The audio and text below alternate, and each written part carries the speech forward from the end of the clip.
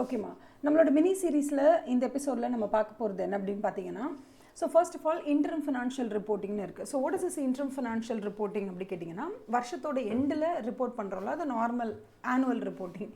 வருஷத்தோட எண்டு வரைக்கும்லாம் வெயிட் பண்ண முடியாது, எங்களுக்கு வந்து உடனே நடக்கிறதுலாம் உடனே வேணும் அப்படின்னும் போது குவார்ட்டர்லி ரிசல்ட்ஸ் எல்லாம் நம்ம வந்து ரிலீஸ் பண்ணுவோம். அப்படி ரிலீஸ் பண்ணும்போது குவார்ட்டர்லி ரிசல்ட்ஸை சும்மா அப்படியே ரிலீஸ் பண்ண முடியாது இல்லையா? ஸோ அதுக்குன்னு ஒரு ஸ்டாண்டர்ட்லாம் வச்சுருப்பாங்க, இப்படி தான் இருக்கணும், இந்த மாதிரி இருக்கணும், இந்த மாதிரி பேசிக்காக மினிமம் இந்த மாதிரி இன்ஃபர்மேஷன்ஸாவது அதில் இருக்கணும், அப்போ தான் அது வந்து கரெக்டாக இருக்கணும் அப்படின்னு சொல்லுவாங்க. ஸோ அதுக்கு வந்து இண்டேஸ் ஒன்று இருக்குது. ஓகே, அது வந்து இண்டேஸ் 34 பேசிக்காக அவங்க எதை பற்றி பேசுகிறாங்கன்னா, ஒரு இன்டர்ம் ஃபினான்ஷியல் ரிப்போர்ட்டிங் நீங்கள் பண்ணுறீங்கன்னா பேசிக்காக மினிமமாக இது இதெல்லாமாவது இருக்கணும் அப்படிங்கிற மாதிரி பேசுவாங்க. ஸோ அதுதான் இண்டேஸ் 34 பேசிக்காக.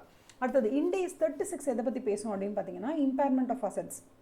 அது வந்து மோஸ்ட்லி நான் ஃபினான்ஷியல் அசெட்ஸை பற்றி எல்லாமே இம்பேர்மெண்ட் ஆஃப் அசெட்ஸ் வந்து 36 இண்டேஸ் 36 வந்து பேசிடும்.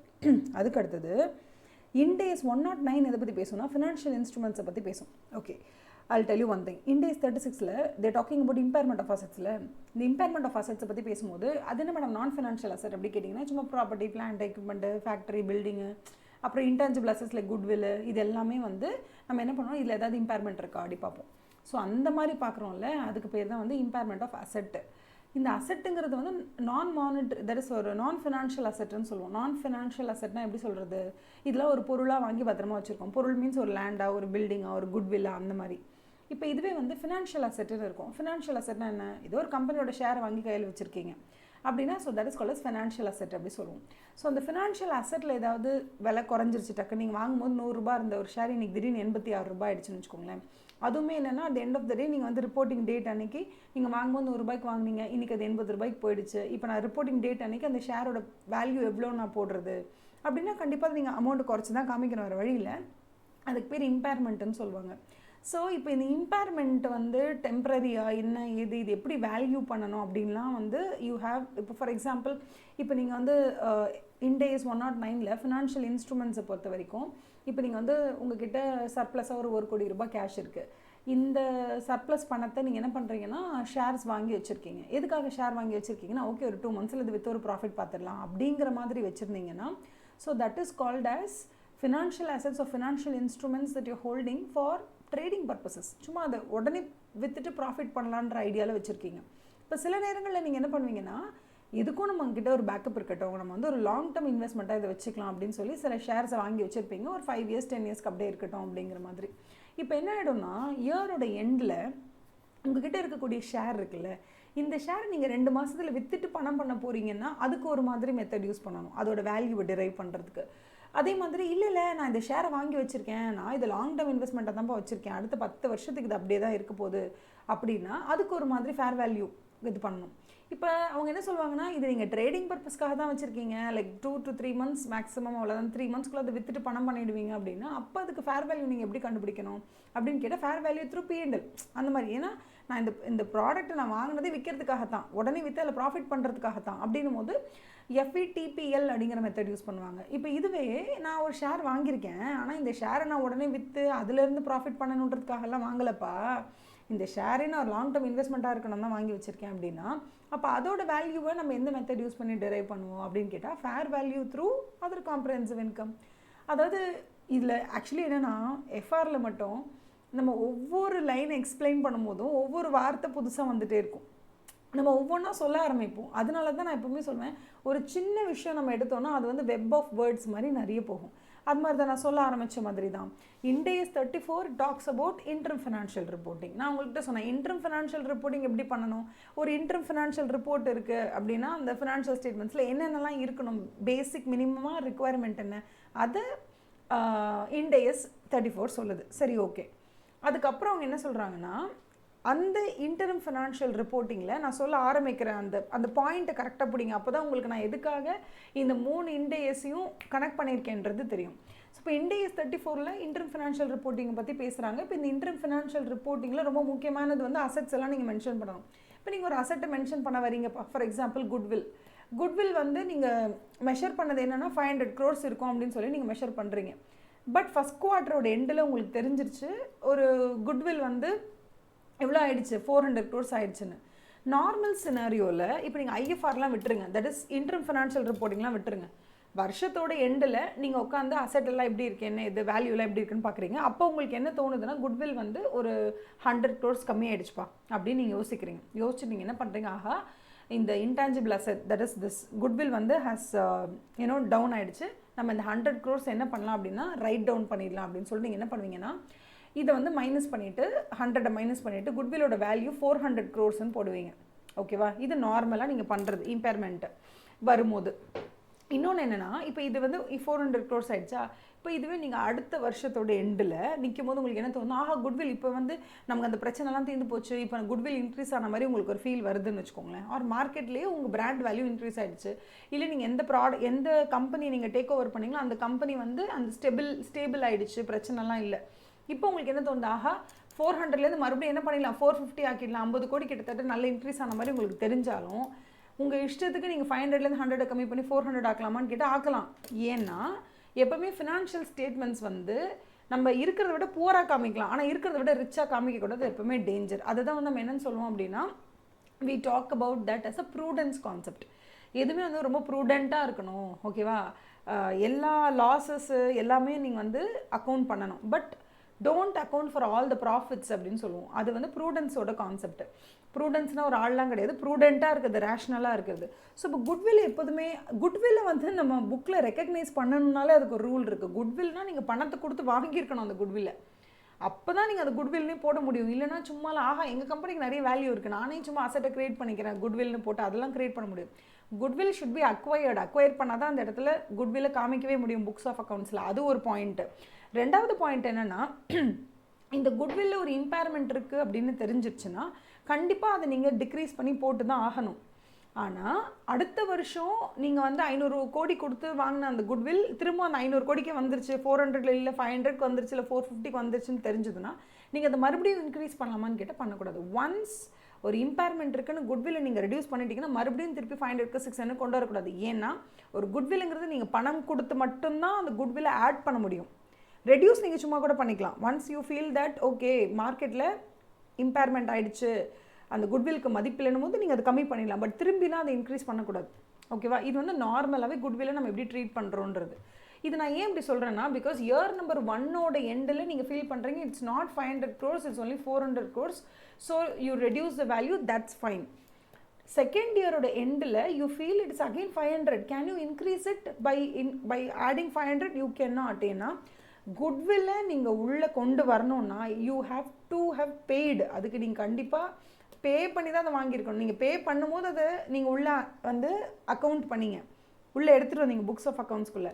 ஆனால் செகண்ட் இயரோட எண்டில் திரும்பியும் குட்வில் அதிகமாகிடுச்சுன்னு சொல்லி நீங்கள் பேவே பண்ணாமலாம் அந்த 100 crores இன்க்ரீஸ் பண்ண முடியாது. ஸோ ஒன்ஸ் இம்பேர் ஆகிடுச்சு நீங்கள் டிக்ரீஸ் பண்ணிட்டீங்கன்னா மறுபடியும் இன்க்ரீஸ் பண்ண முடியாது.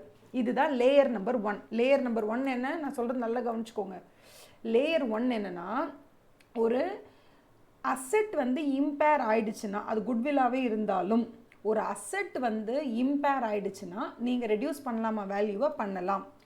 பட் அந்த ரெடியூஸ் ஆன வேல்யூ மறுபடியும் இன்க்ரீஸ் ஆகிடுச்சு மார்க்கெட்டில் அப்படின்னு சொன்னால் மறுபடியும் அந்த வேல்யூவை நீங்கள் இன்க்ரீஸ் பண்ணலாமா புக்ஸ் ஆஃப் அக்கௌண்ட்ஸில் அப்படின்னு கேட்டால் பண்ணக்கூடாது. இதுதான் கான்செப்ட், புரியுதா? ஒன்ஸ் இம்பேர்டு அதை நீங்கள் கம்மி பண்ணிட்டீங்கன்னா மறுபடியும் மார்க்கெட்டில் வந்து அதோட ரேட் இன்க்ரீஸ் ஆகிடுச்சுங்கிறதுக்காக அதை நீங்கள் என்ன பண்ணக்கூடாது, யூ கேனாட் இன்க்ரீஸ் இட். இது எதுக்காகனா வாலட்டாலிட்டியை கம்மி பண்ணுறதுக்காகவும், அப்பப்போ டெம்பரரி அசட்டை கம்மி பண்ணிவிட்டு திருப்பி அசட்டை இன்க்ரீஸ் பண்ணக்கூடாது. இம்பேர்மெண்ட்டுன்னு நீ கம்மி பண்ணால் மறுபடியும் இன்க்ரீஸே பண்ண முடியாது உன்னால். அதை தெரிஞ்சுக்கிட்டு தான் நீ பண்ணணுன்றதுனால தான் இது சொல்லியிருக்காங்க. Okay, so first we are taking the example of goodwill. Proper understanding of goodwill. ஒரு குட்வில் இம்பேர் ஆகிடுச்சுன்னா நீங்கள் கம்மி பண்ணலாமா, பண்ணலாம். மறுபடியும் அதை இன்க்ரீஸ் பண்ணலாமா, பண்ணக்கூடாது. இது லேயர் நம்பர் 1. லேயர் நம்பர் 2, சரி ஓகே மேடம் நீங்கள் சொன்னது எனக்கு புரியுது, ஆனால் இப்போ நான் வந்து இயர் நம்பர் 1 எண்டில் நான் வந்து இம்பேர்மெண்ட் இருக்கான்னு செக் பண்ணுறதை விடுங்க. இயர் நம்பர் 1 எண்டுக்கு போகிறதுக்கு குவார்ட்டர் 4ல் தான் நான் போக முடியும். அதுக்கு நடுவில் குவார்ட்டர் 1 இருக்குது, குவார்ட்டர் 2 இருக்குது, குவார்ட்டர் 3 இருக்குது, குவார்ட்டர் 4 இருக்குது. இந்த 4 குவார்ட்டர் இருக்குது மேடம். நான் ஃபஸ்ட்டு குவார்ட்டரோட எண்டுலேயே பார்த்துட்டேன் 500 கோடின்னு இருக்கிறதோட வேல்யூ 400 crores மாறிடுச்சு குவார்ட்டர் 1லேயே. இப்போ நான் இன்டர்ம் ஃபினான்ஷியல் ரிப்போர்ட்டிங்கை ரெடி பண்ணும்போதே இந்த இம்பேர்மெண்ட்டை இங்கே ரெக்கக்னைஸ் பண்ணலாமா அப்படின்னு கேட்டால் பண்ணலாம், தாராளமாக பண்ணலாம். இன்டர்ம் ஃபினான்ஷியல் ரிப்போர்ட்டிங்கும் ஒரு ஆனுவல் ரிப்போர்ட் மாதிரி தான் இருக்கணும், ஆனுவல் ஃபினான்ஷியல் ஸ்டேட்மெண்ட்ஸ் மாதிரி தான் நீங்கள் ப்ரிப்பேர் பண்ண போகிறீங்க. ஸோ அது பண்ணலாம். என்ன இங்கே டவுட் வருதுன்னா, சப்போஸ் குவார்ட்டர்லி ஃபஸ்ட்டு குவார்ட்டருக்கு நீங்கள் ப்ரிப்பேர் பண்ணுற அந்த இன்டர்ம் ஃபினான்ஷியல் ரிப்போர்ட்டிங் இருக்கு இல்லையா, அதில் 500 to 400 மாற்றிட்டீங்க. ஆனால் குவார்ட்டர் எண்டட் 4th குவார்ட்டரோட எண்டு வரும்போது, அதாவது இயர் நம்பர் 1ஓட எண்டு வரும்போது உங்களுக்கு தெரிஞ்சிடுது, ஆஹா 400லாம் இல்லைப்பா, திருப்பி அது 500 நார்மல் பேக் டு நார்மலே வந்துச்சு, ஒன்றும் பிரச்சனை இல்லை, நம்ம வந்து இயர் எண்டில் வந்து இது திருப்பி 500வே போட்டுடலாம். நடுவில் என்ன சும்மா இன்டர்ம் தானே போட்டோம், இன்டர்மில் போட்டாலும் ஒன்றும் கணக்காகாது, இயர் நம்பர் 1ஓட எண்டில் கொண்டு போய் திருப்பி 500 ஆக்கிடலாம், பிரச்சனை இல்லை. ஒரு வருஷத்தோட எண்டில் நம்ம இம்பேர்மெண்ட் பார்த்து அதை கம்மி பண்ணால் அடுத்த வருஷத்தில் தான் இன்க்ரீஸ் பண்ணக்கூடாதுன்னு சொல்கிறாங்களே தவிர, ஒரு வருஷத்துக்குள்ளே 4 குவார்ட்டராக பிரித்து ஒரு குவார்ட்டருக்கும் ஒரு இன்டர்ம் ஃபினான்ஷியல் ரிப்போர்ட்டிங் நம்ம பண்ணும்போது அதில் குறைச்சா இப்போ நம்ம இன்க்ரீஸ் பண்ணிக்கலாம், ஒன்றும் பிரச்சனை இல்லை அப்படின்னு நீங்கள் நினைக்கிறீங்களா அப்படின்றதான் இங்கே கேள்வி. ஸோ நம்ம என்ன நினைப்போம், ஆமாம் குவார்ட்டரில் என்ன எல்லாம் ஒன்றும் பிரச்சனை இல்லை, குவார்ட்டர் 1ல் அவங்க பயந்து போய் அதை இம்பேர்மெண்ட்டை நினச்சி கம்மி பண்ணியிருப்பாங்க, இயர் நம்பர் 1ஓட எண்டுலேருந்து தெரிஞ்சிச்சு இல்லை வாலட்டிலிட்டிலாம் போயிடுச்சு, ஸ்டெபிலிட்டி வந்துருச்சுன்னு, அப்போ ஏன் அவங்க திருப்பி இதை 500 ஆக்கிக்க கூடாது அப்படின்னு. ஆக்கக்கூடாது. அதுதான் இண்டேஸில் சொல்கிறாங்க. இண்டேஸோடைய இம்பேர்மெண்ட் ஆஃப் அசஸ் இண்டேஸ் 36ல் என்ன சொல்கிறாங்க, நார்மலாகவே நீங்கள் வந்து ஒரு இம்பேர்மெண்ட்டுக்கு கம்மி பண்ணி திருப்பி இன்க்ரீஸ் பண்ணக்கூடாதுன்னு சொல்கிறாங்க. இண்டேஸ் 34ல் என்ன சொல்கிறாங்க, அது இன்டர்ம் ஃபினான்ஷியல் ரிப்போர்ட்டிங்காக இருந்தாலும் சரி, ஒன்ஸ் நீ இம்பேர்மெண்ட் ஆஃப் அசட்ஸ்ன்னு சொல்லி அதை ரெடியூஸ் பண்ணிட்டேன்னா குவார்ட்டர் 1ல் ரெடியூஸ் பண்ணால் கூட நீ குவார்ட்டர் 2ல் கூட இன்க்ரீஸ் பண்ணக்கூடாது, 3லையும் இன்க்ரீஸ் பண்ணக்கூடாது, 4லையும் இன்க்ரீஸ் பண்ணக்கூடாது, இதுக்கப்புறம் எப்போதுமே இன்க்ரீஸ் பண்ணக்கூடாது. நீ ஒரு குவார்ட்டர் 1, குவார்ட்டர் 2, குவார்ட்டர் 3, குவார்ட்டர் 4 எந்த குவார்ட்டரில் நீ கம்மி பண்ணாலும் சரி, அதுக்கு அடுத்த குவார்ட்டர் வந்து நீ இன்க்ரீஸ் பண்ணக்கூடாது. விச் மீன்ஸ் ஒவ்வொரு quarterly interim financial reporting it is as good as annual financial reporting. So நீங்கள் வந்து இஷ்டத்துக்கு ஏற்றிலாம் இறக்க முடியாது. ஒன்ஸ் டவுன் ஆல்வேஸ் டவுன் தான் குட்வில் அப்படின்ற மாதிரி சொல்கிறாங்க. சூப்பரில். இதுக்கு அடுத்தது இதுதான் லேயர் நம்பர் 2. லேயர் நம்பர் 2 என்னென்னா, இயர் நம்பர் 1 இயர் நம்பர் 2ல் மட்டும் கிடையாதுப்பா, நீ இதுக்குள்ளேயே குவார்ட்டர் 1, குவார்ட்டர் 2, குவார்ட்டர் 3, குவார்ட்டர் 4 இருக்கே, குவார்ட்டர் 1ல் நீ கம்மி பண்ணால் கூட நீ வந்து இயர் நம்பர் 1ஓட எண்டில் அதை இன்க்ரீஸ் பண்ண முடியாதுன்னு சொல்கிறாங்க. இதுதான் லேயர் நம்பர் 2. புரியுதா? Do you understand what I'm trying to tell you? அப்போ அதில் அவங்க என்ன சொல்கிறாங்க, இதில் நடுவில் இன்னொன்று கொண்டு வந்தாங்க பாருங்கள், இண்டேஸ் 109. இது நம்ம இண்டேஸ் 109னா, இண்டேஸ் 109ல் என்ன சொல்கிறாங்க, நீங்கள் சாதாரணமாக பார்க்குறது இண்டேஸ் 36 வந்து இம்பேர்மெண்ட் ஆஃப் அசட், இண்டேஸ் 109 வந்து they talk about financial instruments. அப்போ ஃபினான்ஷியல் இன்ஸ்ட்ருமெண்ட்ஸ்னால் என்ன மேம் அப்படி கேட்டிங்கன்னா, நீங்கள் உங்கள்கிட்ட இருக்கிற பணத்தை ஒரு லேண்டாக மாற்றி வச்சிங்கன்னா that is called as an asset. ஓகேவா? அதில் ஏதாவது இம்பேர்மெண்ட் இருந்துச்சுன்னா அதை எப்படி டீல் பண்ணணும் அப்படிங்கிறத பற்றி தான் இண்டேஸ் 36ல் பேசியிருக்காங்க. அசட்டை பற்றி பிபிஇயில் பேசியிருப்பாங்க, இம்பேர்மெண்ட்டை பற்றி 36ல் பேசியிருக்காங்க. ஆனால் உங்ககிட்ட இருக்கிற பணத்தை வச்சு நீங்கள் வந்து ஒரு லேண்டோ இல்லை ஒரு பில்டிங்கோ இல்லை வந்து ஒரு குட்வில்லோ வாங்காமல் நீங்கள் வந்து ஒரு ஷேரோ டிபென்ச்சரோ இல்லை டெரிவேட்டிவோ நீங்கள் ஹெட்ஜோ இதை வாங்கி வச்சுருக்கீங்கன்னா, so that is called as financial instrument. So இதில் ஏதாவது இம்பேர்மெண்ட் நடந்துச்சுன்னா அதை பற்றி பேசுறதுக்கு இண்டேஸ் 36 இருக்குது. அசட்டில் ஏதாவது இம்பேர்மெண்ட் நடந்துச்சுன்னா இந்த ஃபினான்ஷியல் இன்ஸ்ட்ருமெண்ட்ஸுங்கிறது என்ன, it is called as financial asset. Ma'am financial அசெட்னா என்ன? ஃபினான்ஷியல் அசெட்னா பணத்தை கொடுத்து லேண்ட் பில்டிங் வாங்கினா நான் ஃபினான்ஷியல் அசெட். என்ன பண்ணுறீங்க, உங்ககிட்ட கேஷ் இருக்குது, கேஷ்னா அது கேஷ் பேலன்ஸ் இருக்குது பேங்க்கில், ஆர் உங்ககிட்ட ஃபண்டு இருக்குது, அந்த ஃபண்டை வச்சு நீங்கள் டேஞ்சிபிள் அசெட்டையோ இல்லை இன்டேஞ்சிபிள் அசெட்டையோ வாங்கினீங்கன்னா it is called as asset. Or property, plant, equipment, intangible asset எல்லாமே. அந்த அசெட்டோட இம்பேர்மெண்ட்டை பற்றி எக்ஸ்க்ளூசிவாக பேசுகிறது தான் இண்டேஸ் 36. இப்போ இதில் என்னென்னா, வெறும் இந்த அசெட் மட்டும் தான் இம்பேர் ஆகுமா, அதாவது இந்த அசெட்டுக்கு பேர் என்னென்னா நான் ஃபினான்ஷியல் அசெட். ஏன்னா இவங்க பணத்தை கொடுத்து என்ன வாங்குறாங்க, ஏதோ ஒரு சொத்தை வாங்குறாங்க, கரெக்டாக? அது வந்து இட் இஸ் அ நான் ஃபினான்ஷியல் அசெட். அப்போ ஃபினான்ஷியல் அசெட்னா என்ன மேம் அப்படி கேட்டிங்கன்னா, பணம் நீங்கள் கொடுக்குறீங்க, கொடுத்துட்டு ஷேர் வாங்குறீங்க, டிபென்ச்சர்ஸ் வாங்குறீங்க, எஃப்டி அந்த மாதிரி நீங்கள் போடும்போது டிபென்ச்சர்ஸ் இதெல்லாம் வாங்கும்போது this is called as financial instruments. Hedge பண்ணுறது இதெல்லாம் வந்து financial instruments or this is also called as financial asset. அப்போ ஒரு நார்மலான அசெட்டில் இம்பேர்மெண்ட் ஏதாவது இருந்துச்சுன்னா இண்டேஸ் 36 ரெஃபர் பண்ண சொல்கிறாங்க. இதுவே ஒரு ஃபினான்ஷியல் அசெட்டை நீங்கள் வாங்குறீங்க, அந்த ஃபினான்ஷியல் அசெட்டில் ஏதாவது இம்பேர்மெண்ட்னா எங்கே போய் பார்க்கணும் அப்படிங்கிறது தான். இப்போ ஃபினான்ஷியல் அசெட்டுன்னு சொல்கிறோம்ல, நான் சும்மா இப்போ இன்றைக்கே உங்களுக்கு ரொம்ப சிம்பிளாக இருக்கணுன்றதுக்காக இந்த ஃபினான்ஷியல் அசெட்டில் எப்படி நீங்கள் மெஷர் பண்ணுவீங்க என்ன அப்படின்றதுல சும்மா 2 மெத்தட் சொல்லித்தரேன். இப்போ இது வந்து ஃபேர் வேல்யூ த்ரூ P&Lனு ஒரு மெத்தட் இருக்குது, இன்னொன்று வந்து ஃபேர் வேல்யூ த்ரூ OCAன்னு ஒன்று இருக்குது. ஓகேவா? ஃபேர் வேல்யூ த்ரூ P&Lனா என்னென்னா, நீங்கள் காசை கொடுத்து ஷேரோ டிபென்ச்சரோ அதை வாங்கி வச்சுருக்கீங்க, பட் அந்த ஷேரையும் இப்போ ஷேர்ஸ்ன்னு வச்சுக்கலாமே, ஷேர்ஸ் வாங்கி வச்சுருக்கீங்க, இன்வெஸ்ட்மெண்ட் இன் ஷேர்ஸ். இந்த இன்வெஸ்ட்மெண்ட் இன் ஷேர்ஸ் என்ன மாதிரி இன்வெஸ்ட்மெண்ட்ன்றதை முதல்ல தெரிஞ்சுக்கோங்க. இந்த இன்வெஸ்ட்மெண்ட் இன் ஷேர் அப்படிங்கிறது வந்து நீங்கள் ஏதோ கையில் இப்போதைக்கு ஒரு 1 crore இருக்குது, 2-3 months தான் இருக்கும் கையில், அதுக்குள்ளே ஏதோ ஒரு ஷேரை வாங்கி அது கொஞ்சம் இன்க்ரீஸ் ஆச்சுன்னா ப்ராஃபிட் பண்ணிட்டு போயிட்டே இருக்கலாம் அப்படிங்கிற மாதிரி இருந்ததுன்னா உங்களோட ஐடியாலஜி வந்து இந்த இடத்துல என்ன அப்படின்னா, you're holding the shares or you're investing in shares to make profit. அதனால அந்த ஷேர்ஸில் நீங்கள் இன்வெஸ்ட் பண்ணியிருக்கீங்க இல்லையா, அதுலேருந்து வரக்கூடிய ப்ராஃபிட் அண்ட் லாஸை டைரெக்டாக P&L அக்கௌண்ட்டுக்கு கொண்டு போவீங்க. அது ஒன்று. இன்னொன்று, அதோட வேல்யூவை நீங்கள் மெஷர் பண்ணுறதுக்கு யூஸ் பண்ணுற மெத்தட் என்ன, ஃபேர் வேல்யூ த்ரூ P&L அப்படின்னு சொல்லி அந்த மெத்தடை யூஸ் பண்ணுவீங்க. ஓகே, பேசிக்காக இதை மட்டும் தெரிஞ்சுக்கோங்க இன்றைக்கி. இன்னொன்று, ஃபேர் வேல்யூ த்ரூ OCIன்னு ஒன்று இருக்குது. அதாவது என்னென்னா, first of all other comprehensive income பற்றி நான் உங்களுக்கு கண்டிப்பாக சொல்லியே ஆகணும். அதை தனி எபிசோடாக போடுறத விட நான் இதிலே அதை சேர்த்து சொல்லிடுறேன். What is other comprehensive income?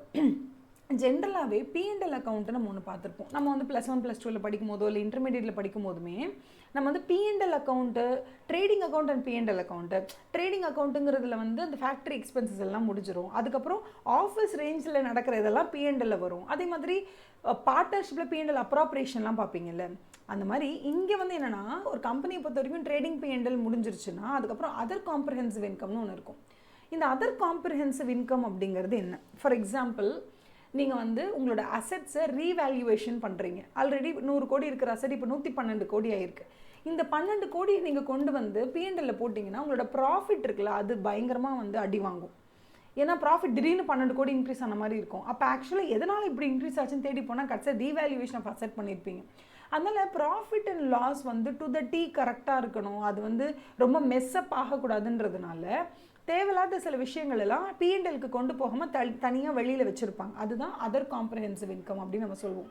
For example, இப்போ நீங்கள் வந்து ஒரு ஃபாரின் சப்சிடரி உங்களுக்கு ஒன்று இருக்குன்னு வச்சுக்கோங்களேன். அந்த ஃபாரின் சப்சிடரியோட அசெட்ஸ் இருக்குல்ல, அந்த அசெட்ஸில் ஏதாவது வந்து வேரியேஷன் இருக்குது அப்படின்னு சொன்னால் அந்த வேரியேஷன்லாம் அதர் காம்ப்ரஹென்சிவ் இன்கமில் கொண்டு வருவோம். ஏன்னா அது ஆக்சுவலாக நம்மளோட ப்ராஃபிட் அண்ட் லாஸோ இல்லை நம்மளோட ஆப்ரேட்டிங் ப்ராஃபிட்டோ கிடையாதுல்ல. அது ஏதோ நம்ம வந்து யூஎஸில் ஒரு கம்பெனி மெயின்டைன் பண்ணுறோம், அங்கே இருக்கிற அசெட்ஸ் வந்து நம்ம வந்து ஒரு $100 கொடுத்து வாங்கியிருக்கோம். சும்மா எக்ஸாம்பிளுக்காக நான் சொல்கிறேன், ஒரு $100 கொடுத்து வாங்கியிருக்கோம். நம்ம வாங்கும் போது ஒரு டாலரோட விலை 50 ரூபாய் தான். இன்றைக்கி அதே அசெட் வந்து நம்ம $100 கொடுத்து வாங்கின அசெட் வந்து இன்றைக்கி கிட்டத்தட்ட வந்து $300 போகுது. அந்த மாதிரி ஸோ டபுளாகவோ ட்ரிப்பிளாகவோ ப்ரைஸ் ஆகிருக்கு. அப்படின்னாலும் சரி. ரெண்டாவது வந்து என்ன அப்படின்னு கேட்டிங்கன்னா, அதே $100 தான் இன்றைக்கும் வேல்யூ. என்னது, அந்த அசட்டோட வேல்யூ இன்றைக்கும் அதே $100 தான். ஆனால் அதை பணமாக மாற்றும் போது, இந்தியன் ருப்பியாக மாற்றும் போது, முன்னாடி நான் $100 கொடுத்து வாங்கினப்போ ஹிஸ்டாரிக்கல் காஸ்ட் வேறு 50 ரூபாய். இன்றைக்கி அதே அசட்டை நான் வந்து இந்தியன் ருப்பீஸ்க்கு மாற்றுறேன், பார்த்தா ஒரு டாலருக்கு 85, 90, 95, 100ன்னு போயிட்டே இருக்குது. ஸோ இந்த டிஃப்ரென்ஸ் இருக்குல்ல, நான் பணம் போட்டப்போ $100 தான் போட்டேன். ஆனால் $100 எப்படி போட்டேன்னா ஒரு டாலருக்கு 50 ரூபா கொடுத்து போட்டேன். ஆனால் இன்றைக்கி ஒரு டாலருக்கு 90 ரூபா எனக்கு கிடைக்குது. அப்படின்னும் போது அதோட வேல்யூ இன்க்ரீஸ் ஆகிருக்குல்ல, அசட்டோட வேல்யூவோ இல்லை ப்ராஃபிட் அண்ட் லாஸோ அதை வந்து நான் இதில் மாற்றும் போது எனக்கு ஒரு டிஃப்ரென்ஸ் கிடைக்கும். ஸோ அது எல்லாத்தையும் நான் வந்து அதர் காம்ப்ரஹென்சிவ் இன்கமில் தான் கொண்டு வருவேன். அதே மாதிரி என்னோட நார்மலாக நான் வந்து இந்தியாவில் ஒரு பிஸ்னஸ் பண்ணுறேன், அந்த பிஸ்னஸில் அசட்டோட வேல்யூ ரீவேல்யூ ஆகி அதிகமாக போயிடுச்சு. இப்போ அதோட ப்ராஃபிட்ஸை நான் P&L கொண்டு போகலாமான்னு கேட்டால் கொண்டு போகாதீங்க, அதர் காம்ப்ரஹென்சிவ் இன்கமில் வச்சுக்கோங்க அப்படி சொல்லுவாங்க. ஸோ நான் அதர் காம்ப்ரஹென்சிவ் இன்கம்மை பற்றி டீட்டெயில்டாக எபிசோட் நம்பர் 2 போடுறேன். இப்போதைக்கு நீங்கள் என்ன தெரிஞ்சுக்கோங்கன்னா, P&L அப்படிங்கிறது நார்மலாக நீங்கள் பண்ணுற ஆப்ரேஷனல், இப்போ நீங்கள் டெக்ஸ்டைல் பிஸ்னஸ் ரன் பண்ணுறீங்கன்னா அந்த டெக்ஸ்டைல் பிஸ்னஸ் ரிலேட்டடாக என்னெல்லாம் நடக்குதோ எல்லாமே. அதே மாதிரி நீங்கள் வந்து ஒரு சர்ப்ளஸ் ஃபண்ட் இருக்குது, அது ஒரு ஷேரில் இன்வெஸ்ட் பண்ணிக்கிங்க, அதுலேருந்து இன்கம் வந்தால் கூட அது நீங்கள் P&L தான் வச்சுருக்கணும். ஏன்னா அதுதான் நான் ஆக்சுவலி சொல்கிறதுக்கு ட்ரை பண்ணுறேன். என்னென்னா, உங்கள்கிட்ட 1 crore ஃபண்ட் இருக்குது. 1 செகண்ட்.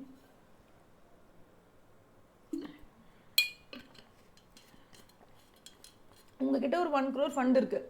அந்த 1 crore rupees ஃபண்டை நீங்கள் என்ன ட்ரை பண்ணுறீங்கன்னா, அதுலேருந்து ப்ராஃபிட் எடுக்கணும்னு ட்ரை பண்ணுறீங்க. ஒரு 2-3 மாதம் தான் டைம் இருக்குது அந்த ஃபண்டை உங்ககிட்ட வந்து லூஸ் ஹோல்டில் வச்சுக்கிறதுக்கு.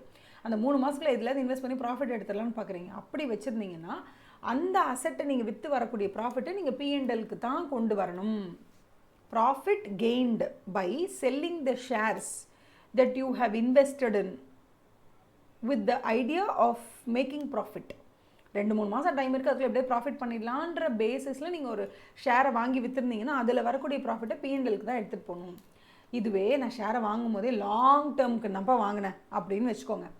இப்போதைக்கு நான் வாங்கும்போது 100 ரூபாய்க்கு வாங்கினேன். இன்னைக்கு நான் வாங்கும்போது 100 ரூபாய்க்கு வாங்கினேன். லைக் ஏப்ரல் 5ஆம் தேதி நான் வாங்கினேன். இன்னைக்கு மார்ச் க்ளோசிங், மார்ச் 31 க்ளோஸ் ஆயிடுச்சு. ஒரு வருஷமே க்ளோஸ் ஆக போகுது. நான் வாங்கும்போது ஒரு எவ்வளோ ரூபாய்க்கு, சும்மா நான் வாங்கும்போது 100 ரூபாய்க்கு வாங்கினேன். இன்னைக்கு அது 138 ரூபாய்க்கு போகுது. இன்னைக்கு நான் அதை செல் பண்ணியிருக்கேனா? செல் பண்ணல. ஆனால் இன்னைக்கு க்ளோசிங் டேட் அன்னைக்கு என்கிட்ட இருக்கக்கூடிய ஷேர்னுடைய வேல்யூ இவ்வளோ. அப்புறம் 100 ரூபாய்க்கு வாங்கினது 138 ஆயிருக்கு. ஓகே, எனக்கு எக்ஸ்ட்ரா 38 ருபீஸ் இன்றைக்கி எனக்கு ப்ராஃபிட். ஆனால் இந்த ப்ராஃபிட் என்னால் பணமாக மாற்றி நான் அதை ரியலைஸ்டு ப்ராஃபிட்டான்னு கேட்டால் இல்லை. இப்போ இந்த 38 ரூபாய்க்கு நான் இன்றைக்கி அதிபதி அப்படிங்கிறத நான் எந்த இடத்துல கொண்டு போய் காமிக்கிறதுங்கன்னா அதர் காம்பரன்சிவ் இன்கமில் தான் கொண்டு போய் காமிக்கணும். ஏன்னா இந்த இடத்துல நீங்கள் ஷேர் எப்படி ஹோல்ட் பண்ணியிருக்கீங்க அப்படின்னு கேட்டால் you are holding the shares as a long term investment, not for the purpose of earning profit. You are just holding it for a long term இன்வெஸ்ட்மெண்ட்காக, டிவிடெண்ட்காக அந்த மாதிரி வச்சுக்கோங்க. ஸோ அதுலேருந்து வர டிவிடெண்டாக இருக்கலாம், இல்லை whatever it is, it has to go to. அப்போ என்ன சொல்கிறாங்க, நீங்கள் ஒரு ஷேரை வாங்குறீங்க, அந்த ஷேரில் ப்ரைஸ் இன்க்ரீஸ் ஆகிருக்கு, பட் அது நீங்கள் லாங் டர்ம் இன்வெஸ்ட்மெண்ட்டாக தான் கையில் வாங்கி வச்சுருக்கீங்க அப்படின்னா அதில் ஒரு ப்ரைஸ் இன்க்ரீஸ் இருக்கும் போது அந்த ப்ரைஸ் இன்க்ரீஸை நீங்கள் அதர் காம்ப்ரஹென்சிவ் இன்கமில் தான் நீங்கள் வந்து டீல் பண்ணணுமே தவிர அதை P&Lக்குள்ளே கொண்டு வராதிங்க. பிகாஸ் உங்களோட பேசிக் ஐடியாலஜி என்னென்னா, அந்த ஷேர்ஸை நீங்கள் கையில் வச்சுருக்கும் போது அதிலிருந்து வரக்கூடிய கேபிட்டல் கெயின்ஸ் இந்த சென்ஸ் இன்னும் ரியலைஸ் ஆகலை, பட் அது ப்ரைஸ் இன்க்ரீஸ் ஆகிருக்குன்னா அந்த ப்ரைஸை நீங்கள் எப்படி எந்த இடத்துல நீங்கள் கொண்டு வந்து காமிப்பீங்கன்னா P&L கொண்டு வர மாட்டீங்க, OCIயில் தான் கொண்டு வருவீங்க. இன்னொன்று, நீங்கள் வந்து ப்ராஃபிட் பண்ணுறதுக்காகவே ஒரு ஷேரை வாங்கியிருக்கீங்க, பட் அந்த share at the end of the day நீங்கள் விற்கவே இல்லை, சும்மா தான் கையில் இருக்குது அப்படின்னா அப்போ அந்த இடத்துல நீங்கள் என்ன பண்ணுவீங்க, அந்த ஷேரோட வேல்யூவை அசெட்டில் எப்படி போடுவீங்க அப்படின்னு கேட்டால் அதுக்கு அவங்க என்ன சொல்கிறாங்க, ரெண்டு விஷயம் இருக்குது. ஒன்று என்னென்னா, நீங்கள் ஷேரை வாங்குறது உடனே விற்கிறதுக்காக வாங்குனீங்கன்னா இந்த கேட்டகரி ஓகே P&L கேட்டகரி, இல்லைனா அது OCI கேட்டகரி. OCI கேட்டகரியில் வச்சிருக்கும் போது அதை மோஸ்ட்லி என்ன பண்ணுவீங்கன்னா விற்க மாட்டீங்க, அப்படி தான் வச்சுருப்பீங்க. P&L கேட்டகரியில் வைக்கும் போது ரெண்டு வாய்ப்பு இருக்குது. ஒன்று வந்து என்னென்னா, you might sell, you might not sell. நீங்கள் செல் பண்ணிட்டீங்கன்னா அதுலேருந்து வரக்கூடிய கெயினோ ப்ராஃபிட்டோ டேரெக்டாக P&L அக்கௌண்ட்கே வந்துடும். சரியா, டேரெக்டாக, ஏன்னா அது வந்து ரியலைஸ் ஆகிடுச்சு. இப்போ இதுவே வந்து நீங்கள் விற்கலாம்னு நினச்சி தான் வாங்கினீங்க 2 மந்த்ஸில், பட் அந்தளவுக்கு ப்ரைஸ் ஒன்றும் சரியாக போகலை. So you're not in a position to do it. இல்லை ஆஸ் ஆன் மார்ச் 31 அது இன்னும் நீங்கள் விற்காமல் வச்சுருக்கீங்க. ஏன்னா நீங்கள் அதை வாங்கினதே மார்ச் 1ஆம் தேதி தான் வாங்கினீங்க. ஸோ இன்னும் 3 மாதம் டைம் இருக்குது உங்களுக்கு விற்கிறதுக்கு. ஸோ மார்ச் 31 அன்னைக்கு நீங்கள் அந்த இன்வெஸ்ட் பண்ண ஷேர் இன்னும் அப்படியே தான் இருக்குது, நீங்கள் விற்கலை. இப்போ இந்த ஷேர் இருக்குல்ல இந்த இடத்துல, இதை எந்த மெத்தட் யூஸ் பண்ணி நீங்கள் வந்து மெஷர் பண்ணுவீங்கன்னு கேட்டால் ஃபேர் வேல்யூ மெஷர்மெண்ட் தான், but using fair value through P&L account, that is P&L மெத்தட்னு யூஸ் பண்ணுவீங்க. இப்போ இதுவே இந்த இடத்துல நீங்கள் ஒரு ஷேர் வாங்கி வச்சுருக்கீங்க, அது இன்னும் 10 வருஷம் பத்திரமா வச்சிருந்து லாங் டர்ம் இன்வெஸ்ட்மெண்ட்டாக வச்சுருக்கீங்கன்னா அதை எப்படி மெஷர் பண்ணுவீங்கன்னு கேட்டால் ஃபேர் வேல்யூ த்ரூ OCI அப்படின்னு சொல்லுவாங்க. ஓகேவா, அந்த மெத்தட் யூஸ் பண்ணுவாங்க. So fair value through P&L, fair value through OCIன்னு சொல்லுவாங்க. எனக்கு தெரிஞ்சு இன்னைக்கு ஒரு first episode mini series start பண்ணதுக்கு ஐவ் டன் அ டீசென்ட் ஜாப்னு நான் நினைக்கிறேன். இன்னும் கொஞ்சமாக நம்ம வந்து நிறைய இந்த மாதிரி குட்டி விஷயங்களாக நம்ம பார்க்கும்போது தான் நமக்கு வந்து ஆன் த ஹோல் இப்போ இது எப்படின்னா ஒரு கோலம் போடுற மாதிரி தான்ப்பா. பேசிக்காக நான் FR பொறுத்த வரைக்கும் ஒன்று சொல்லிடுறேன். நான் வந்து உட்கார போகிறேன், நான் வந்து 20 சாப்டர் இருக்குது, 40 சாப்டர் இருக்குது, நான் மொத்தத்தையும் படிக்க போகிறேன், அப்படி ஒன்று அப்படி படிக்கும் போது கிடைக்கக்கூடிய அனுபவத்தையும் எக்ஸ்போஷரையும் விட ரொம்ப அதிகமாக எப்போ கிடைக்கும்னா ரொம்ப ஸ்லோ அண்ட் ஸ்டெடியாக ஒரு லாங் பீரியட் ஆஃப் டைமில் ஒவ்வொரு நாளும் ஒரு சின்ன விஷயமா எடுத்து அதை அழகாக டைசெக்ட் பண்ணி எப்படி என்ன ஏதுன்னு படிச்சுக்கிட்டு வரும்போது you will get that wholesome knowledge, because FR is vast, you cannot contain it. அது வந்து ரொம்ப வாஸ்டான ஒரு சிலபஸ். ஸோ சின்ன விஷயங்களா சின்ன பாக்கெட்ஸ் ஆஃப் இன்ஃபர்மேஷனாக நீங்கள் கற்றுக்க இது எப்படி எனக்கு எக்ஸ்பிளைன் பண்ணுறதுன்னு தெரியல. எப்படி எக்ஸ்பிளைன் பண்ணணும்னா, imagine you are in a dark room. அந்த டார்க் ரூம் வந்து என்ன டைமென்ஷன் உங்களுக்கு எதுவுமே தெரியாது. ஸோ நீங்கள் எடுத்த உடனே அப்படியே நீளத்தையும் அகலத்தையும் அளக்கிறத விட சின்ன விஷயங்களாக தெரிஞ்சுக்க அந்த அவதார் படத்தில் ஃபஸ்ட்டு சீசனில் அவதார் படத்தில் அந்த அவதார்ஸ்லாம் வந்து என்ன பண்ணுவாங்கன்னா ஒரு வால் இருக்கும் ரெண்டுத்துக்கும், அந்த வாலை கொண்டு போய் வைக்கும் போது 2 அவதாரும் கனெக்ட் பண்ணும்போது அந்த கம்யூனிகேட் ஆகும். அந்த மாதிரி ஒரு பூம் தான் நடக்கும் FR படிக்கும் போது. ஃபினான்ஷியல் ரிப்போர்ட்டிங்கை பொறுத்த வரைக்கும், தட் இஸ் அக்கௌண்டிங் பொறுத்த வரைக்கும், ஒரு இன்டேஸ் ஃபைனல் லெவலில் படிக்கும் போது எடுத்த உடனே அப்படி ஃபுல் சாப்டர் படிக்கும்போது ரொம்ப ஓவர்வெல்மிங்காக இருக்கும். பட் நம்ம சின்ன சாப்டர்ஸ் சின்ன கேப்சியூல்ஸாக படிக்கும்போது அப்படியே குட்டி கேண்டில்ஸ் ஏற்றி வைக்கிற மாதிரி இருக்கும். ஆனால் ஏதோ ஒரு பாயிண்டில் மொத்தமும் சேர்த்து ஒரு வைப்ரண்ட்டான ஒரு நாலேஜ் கொடுக்கும். அது செம்ம ஹோல்சமாக இருக்கும். அது என்னால் வந்து எனக்கு விஷுவலைஸ் பண்ண முடியுது, பட் என்னால் அதை கரெக்டாக கம்யூனிகேட் பண்ண முடியல. பட் டெஃபினட்டாக நீங்கள் என்னோடய மினி சீரீஸை ஒரு 100 எபிசோட்ஸ் நீங்கள் பார்த்துட்டிங்கன்னு வச்சுக்கோங்களேன், you will understand what I'm talking about. Because that's a magic that can only be felt but can never be communicated properly. Okay, thank you so much. Have a nice day. Bye bye.